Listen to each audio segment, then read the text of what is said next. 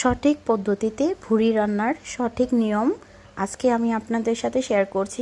কিভাবে পারফেক্টভাবে গরুর ভুড়ি রান্না করে নেবেন, সফট সহজেই তৈরি করে নিতে পারবেন। এই পারফেক্ট ভুড়ি রান্নার সহজ রেসিপিটা ফলো করলে, আমার এই রেসিপিটা ফলো করলেই সহজেই পেরে যাবেন।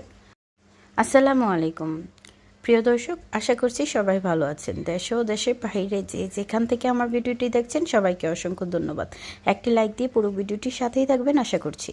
চলুন তাহলে দেখে নেন আমি কিভাবে এই গরুর ভুড়িটা রান্না করে নিয়েছি।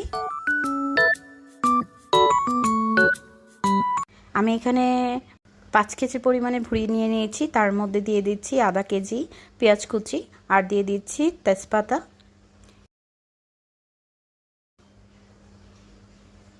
আর দিয়ে দিচ্ছি এলাচ, আর দিয়ে দিচ্ছি দারচিনি, আর দিয়ে দিচ্ছি এখানে আদা বাটা।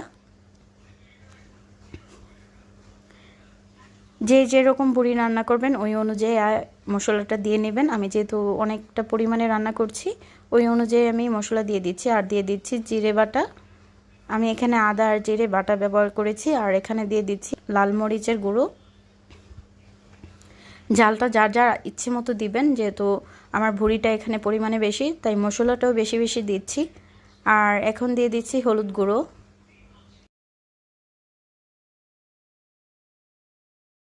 যেহেতু ভুড়িটা একটু ভাজে স্মেল আসে, এখানে মশলাটা বেশি ব্যবহার করতে হবে। আর দিয়ে দিচ্ছি ধনিয়া গুঁড়ো। যারা ভুড়ি খেতে পছন্দ করে না তারাও এভাবে রান্না করে দিলে খেয়ে নেবে।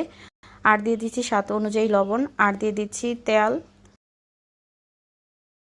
এখানে রান্নার তেলটা ব্যবহার করছি, পরিমাণ মতো দিয়ে দিচ্ছি।